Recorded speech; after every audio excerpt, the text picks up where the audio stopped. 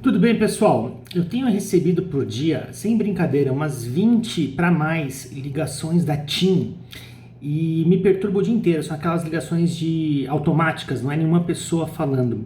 E o pior é que eu nem tenho conta na TIM e a pessoa, né, o robô ali, pergunta se quer falar com o Marcelo. E daí eu falo, não conheço nenhum Marcelo, tal, desliga. Daí bloqueio o número. Daí depois liga um outro. E daí uma vez eu falei sim, só para ver o que falava. Daí, olha, você tá devendo uma fatura de R$ 59 e não sei o que. O duro é que, como é que eu faço para me livrar disso? Se vocês tiverem até alguma dica, por favor, deixem nos comentários aí. Já entrei naquele não me perturbe, só que leva um tempo grande para entrar isso, não sei se funciona. Pensando em entrar no Reclame Aqui, enfim, para ver se toma alguma atitude, porque se veja, não tenho conta na TIM, não devo nada para TIM e fico recebendo essas ligações o dia inteiro. Se eu mostrar assim o negócio do meu celular ali, tá cheio de possível spam, e se mistura com ligações importantes, daí toca o telefone, eu acho que alguma coisa importante é isso de novo, então perturba bastante a vida. Mas eu não tô aqui para choramingar aqui em relação a TIM, um pouco eu tô na verdade, mas até para manter uma pressão aí também, mas esse tema me fez refletir sobre a questão do estado mínimo. Para quem não está familiarizado com esse termo aí, eu pessoalmente tenho uma identificação maior aí com a questão de um estado mínimo, assim. Eu acho que o estado ele é muito ineficiente, ele gasta muito mal o dinheiro e o setor privado, o livre mercado, a livre iniciativa, o empreendedorismo consegue fornecer serviços muito melhores e com preços muito mais competitivos. Um exemplo claro disso é o Uber, né? O Uber veio e dominou em relação ao táxi, que prestava um serviço ineficiente, ruim, caro, e agora o Uber tem uma série de vantagens e assim por diante. Mas tem vários outros exemplos. E daí eu penso assim, por que eu sou a favor do Estado mínimo? Além disso, um Estado mínimo, ele inibe a corrupção também. Um Estado inchado, um Estado grande, você pode ver aí. E o pessoal que normalmente tem uma visão mais de esquerda gosta de um Estado maior, um Estado mais poderoso, mas eu vejo várias ressalvas isso, porque um excesso. O que me preocupa é a concentração de poder na mão do Estado. Desde aí caminha para um Estado totalitário, que é o que acontece em muitos casos aí. Mas a questão e o argumento ali seria que não, o Estado ele tem que ser grande porque ele tem que atender os mais pobres, tem que oferecer saúde, tem que oferecer moradia, uma série de coisas. E é uma discussão grande aí, que eu não quero entrar nesse ponto, mas eu quero chamar a atenção para outras coisas. Por exemplo, tem leis municipais que são verdadeiros absurdos, como por exemplo, eu li uma vez que existe uma lei municipal na cidade de São Paulo, não sei se ainda está ativa, mas até pouco tempo ainda estava em vigor, né?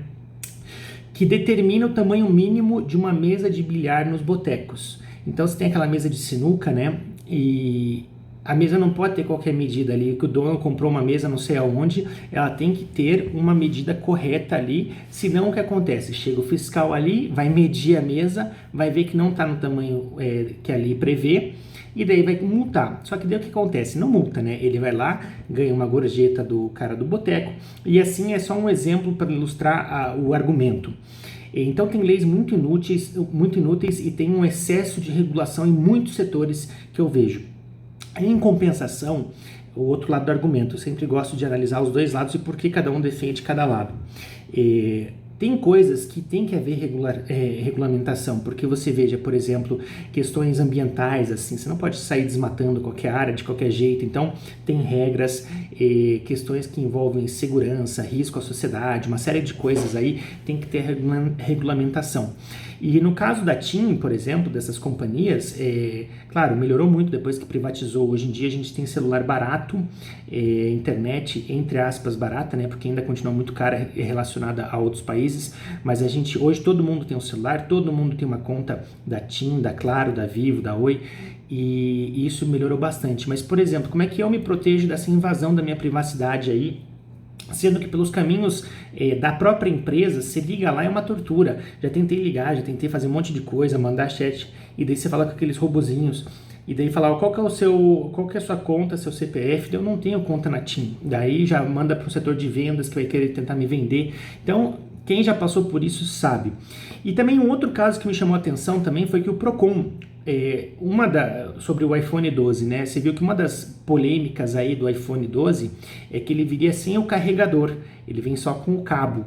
E teoricamente a Apple argumenta que é porque já existem muitos carregadores, tá? Uma coisa ecológica e tal, mas na verdade foi uma coisa que pegou muito mal, até porque da Samsung, atualmente estou com o Galaxy, mas gosto da Apple, também gosto dos dois. Nossa, o Note 20 ele vem o telefone, a canetinha, uma capinha de proteção já de fábrica que vem na própria embalagem, o cabo, o carregador, um fone de ouvido com a entrada certinha e tudo mais. Então vem um pacote completo. E o iPhone 12, que aqui nem sei quanto que tá custando, mas é uma fortuna, vem só o telefone e o cabo. Mas daí o Procon estava brigando para obrigar a Apple a colocar o carregador junto. Aí eu também já acho que é ao contrário, se dá um tiro no pé. Você não tem como obrigar isso. Nesse caso é diferente. A Apple vende desse jeito. Se você quiser comprar, você compra. Se você não quiser, você não compra. É diferente da TIM, por exemplo, no meu caso, que eu não tenho nada com a TIM. Inclusive fui cliente por muitos anos lá atrás. Mas não tenho nada com a TIM está invadindo o meu espaço, é diferente. E ali, no caso do iPhone, o que vai acontecer? Se eles venderem essa briga, daí o que acontece? O mundo inteiro vende esse iPhone daquele jeito. No Brasil, por causa do excesso de regulamentação, a Apple tem que incluir, aí tem todo um processo logístico diferente, encarece ainda mais, fica antipático para que outras empresas venham para o Brasil, é aquele custo Brasil, já tem uma barreira de resistência. Enfim, é um assunto complexo, mas nesse vídeo, então, eu queria trazer essas reflexões sobre o Estado mínimo, que o Estado deve prover segurança. Educação também é um outro tema bem complexo, que eu não vou nem entrar aqui, mas vou só dar uma pincelada. Eu falei recentemente com o Renato e Ronaldo Casagrande, num simpósio, e daí com o Renato Casagrande especificamente eu falei sobre a questão da educação pública nas universidades e levantei alguns dados, ali tem até matéria da Gazeta do Povo, dizendo que em média, um aluno de universidade pública, que a gente acha que é gratuita, custa para os nossos bolsos pagadores de impostos R$ 6.800 por mês. Agora imagine se você oferecesse esse valor para as universidades privadas, o padrão de universidade que você teria com esse valor de mensalidade.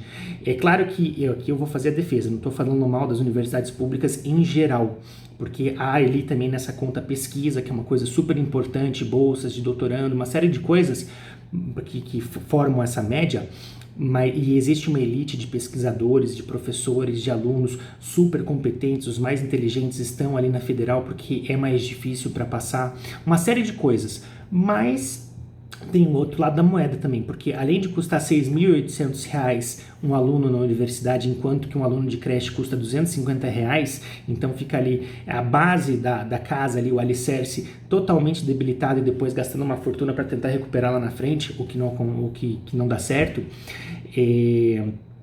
Além disso, os alunos que teoricamente de escola pública deveriam se formar em 4 anos, a maioria não se forma, praticamente metade se forma mais do que no tempo previsto. A última presidente da Uni, por exemplo, não o presidente atual, ela cursa pedagogia e estava há 8 anos estudando pedagogia. Então você veja, são R$ 6.800, não que ela gastasse isso, mas na média, né, esse valor alto, para alunos que em vez de se formar rápido, ir para o mercado de trabalho, produzir, fazer uma série de coisas, ficam às vezes 4, 5, 6, 7, 8 anos ali na universidade. Então são várias discussões, mas fica esse negócio sobre eu fazer uma defesa muito ferrenha do Estado mínimo, mas realmente há situações que é necessária a regulamentação, porque é a única forma que você tem, digamos, às vezes, de conseguir fazer com que excessos sejam impedidos de serem cometidos. Tá bom? Fica essa reflexão aí. Se você tiver alguma dica aí de como é que eu me livro dessa perseguição da TIM, você, por favor, me avise aí que eu vou ficar muito grato. E no mais, se você gostou do vídeo, da reflexão, curta, compartilha aí, se inscreva no canal que está crescendo agora e se quiser conhecer mais sobre mim, acesse paulomachado.com. Um grande abraço e até a próxima.